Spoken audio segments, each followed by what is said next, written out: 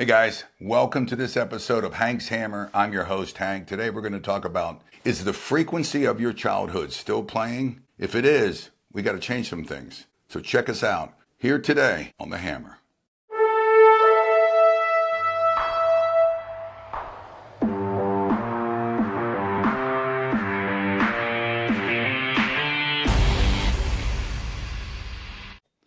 Hey guys, welcome. I'm your host, Hank, and as I said, this is The Hammer. Why do we call it The Hammer? I used to be a big guy, but today and from this point forward, it's about hammering information that can change your life to be a better husband, father, servant, and leader. I'm excited because we're going to talk about what we mentioned earlier, and that's the childhood and the frequency. Is your frequency still playing? You know, music has a frequency, and we like to listen to it. Obviously, it brings emotional power into our lives. So my question to you is, for a lot of you young men and older men, are you still listening to that same music of your life when you were a kid and you were immature? I hope not, because if you are, we're going to help you change that.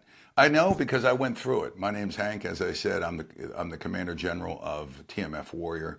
And if you haven't subscribed, check us out on YouTube, Instagram, and all the other places, TMF-Warrior.com. Okay, let's get started. So a little bit about myself, as I mentioned. If you guys don't know me and you haven't followed, I used to be a competitive bodybuilder.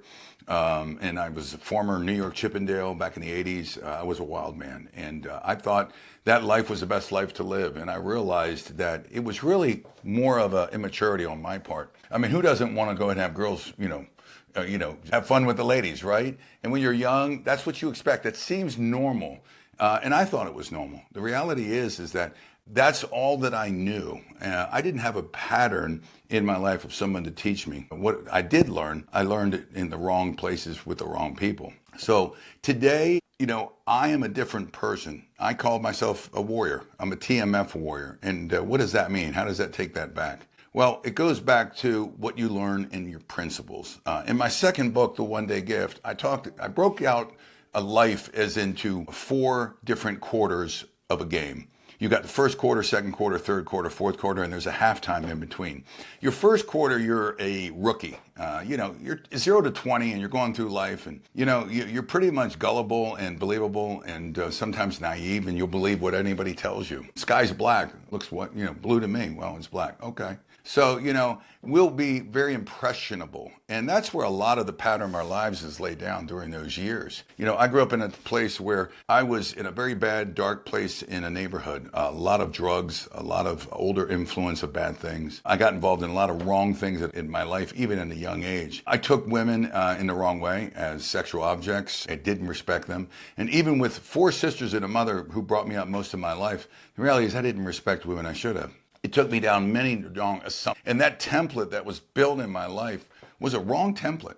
By the time I was 20, I thought it was my job in life to go ahead and take advantage of women any way I could while I was going to become successful in some manner. But God had a different plan. The reality is that even as a young boy, 8 years old, I came to know God, and I had a strong relationship for those first couple years, but I got sidetracked. By the time I hit 2021, it's interesting. That's the second chapter or second quarter of a game. We call that the second quarter of life. And that's where you become a starter in life. I recognized that my template was pretty broken. And if I was going to become in any way successful, I had to change it. I had to change my frequency. So I began to go ahead and, figure out that I needed to take a little bit of a different path. And I started recalculating what was important. And I knew that even as a young boy at 8 years old and gotten away from him for most of my rookie years, I knew I needed to get back to some really good basics. So it brought God back into my life, not as just